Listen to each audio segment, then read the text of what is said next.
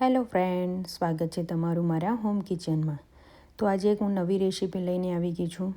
તો આજે આપણે બનાવીશું એકદમ ચટપટી અને ક્રિસ્પી એવી આલુ સેવ. તો ચાલો આલુ સેવ બનાવવાનું સ્ટાર્ટ કરીએ. મેં 3 બાફેલા બટાકા લીધા છે, તેને ઠંડા કરી લીધા છે. હવે એને એકદમ નાના કાણાવાળી છીણીથી છીણી લઈશું. આ રીતે હું બટાકાને છીણી લઈશ. બટાકા મેશ નહીં કરવાના, મેશ કરશો તો એમાં લોટ પ્રોપર મિક્સ નહીં થાય, એટલે આ રીતે છીણી લેવાના છે. અને મશીનમાં પણ બટાકાની ગાંઠો આવશે જો તમે છીણો નહીં તો.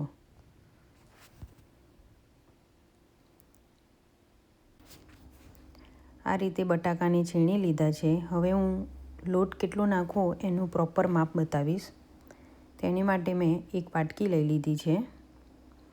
હવે આ જે છીણ છે હું માપી જોઈશ આ રીતે વાટકી ભરીને. આ રીતે પ્રોપર વાટકી ભરી લેવાની છે.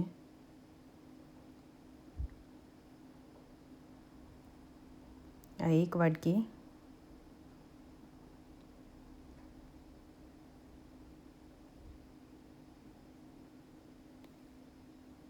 બે વાટકી જેટલો છીણ થયો છે તો આપણે 2 વાટકી જેટલો લોટ લઈશું. આ રીતે માપશો તો તમને આઈડિયા આવશે કે લોટ કેટલો લેવો. હવે આને સાઈડ પર લઈ લઈશું. મેં એક બાઉલમાં 2 વાટકી ઝીણો ચણાનો લોટ લીધો છે.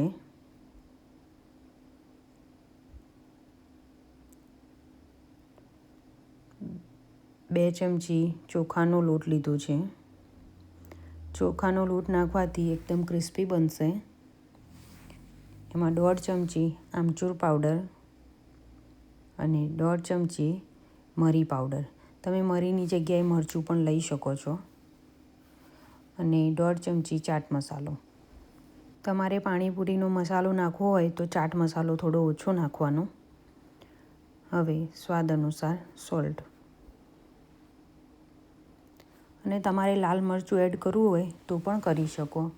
લાલ મરચું એડ કરવાથી સેવ એકદમ લાલ થઈ જશે, તો તમે મરી પાવડરનો યુઝ કરજો. હવે આ રીતે બધું મિક્સ કરી લેવાનું. હવે આ બધું મિક્સ થઈ ગયું છે. એમાં આપણે જે આ બટાકા બાફ્યા હતા તે એડ કરીશું.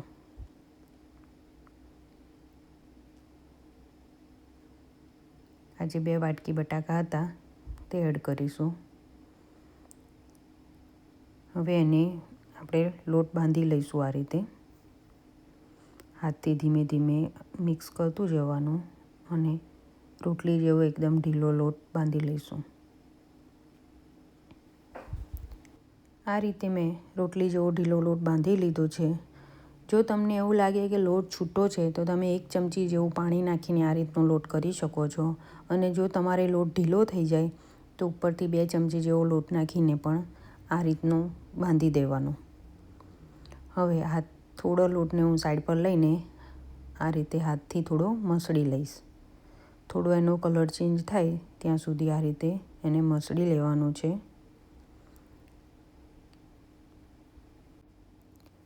આ રીતે લોટને મેં મસળી લીધું છે. તમે જોઈ શકો છો બંને કલર ડિફરન્ટ લાગે છે. આ રીતે લોટ થોડો વ્હાઈટ થઈ જાય ત્યાં સુધી લોટને સરસ મસળી લેવાનો છે. હવે હું આ રીતે બધા લોટને મસળી લઈશ. મેં આ રીતનું સેવ પાડવાનું મશીન લીધું છે. એમાં હું આ સાઈઝની સેવ પાડું છું. તમે જાડી પાતળી ગમે તેવી સેવ પાડી શકો છો. હવે મશીનમાં મેં ઓઇલથી ગ્રીસ કરી લીધું છે. હવે થોડો આ લોટ અંદર એડ કરીશું. અને આ રીતે આખું મશીન હું ભરી લઈશ.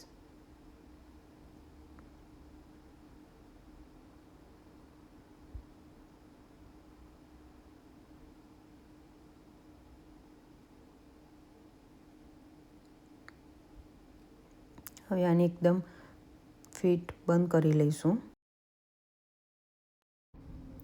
એકદમ ફાસ્ટ ગેસ ઉપર ઓઇલને મેં ગરમ કરવા મૂકી દીધું છે. હવે આ રીતે સંચાની મદદથી હું સેવ પાડીશ. તેલમાં આવે એટલી સેવ પાડવાની છે.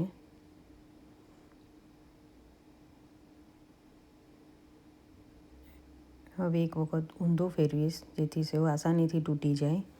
આ સેવને એકદમ ફાસ્ટ ગેસ ઉપર જ કરીશું અને આ સેવ તળાતા બહુ વાર નથી લાગતી. 2 મિનિટ સુધી જ એને તળવાની છે. હવે આ બબલ બેસે પછી જ ત્યાં ટચ કરવાનું, ત્યાં સુધી ટચ નહીં કરવાનું. 1 મિનિટ જેવી થવા દઈશું પછી પલટાવીશું. 1 મિનિટ જેવું થઈ ગયું છે. હવે હું એને પલટાવી લઈશ. આ સેવને બહુ થવા દેશો તો લાલ થઈ જશે, એટલે બહુ વધારે ફ્રાય નથી કરવાની. હવે બીજી બાજુ પણ 1 મિનિટ સુધી તળી લઈશું.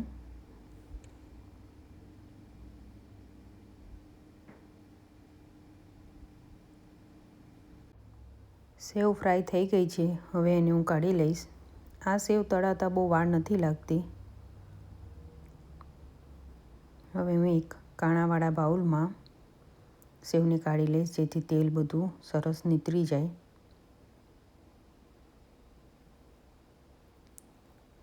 હવે આ ગરમ સેવ ઉપર હું તરત જ ચાટ મસાલો નાખી દઈશ જેથી ચાટ મસાલો અંદર સરસ ચોંટી જાય.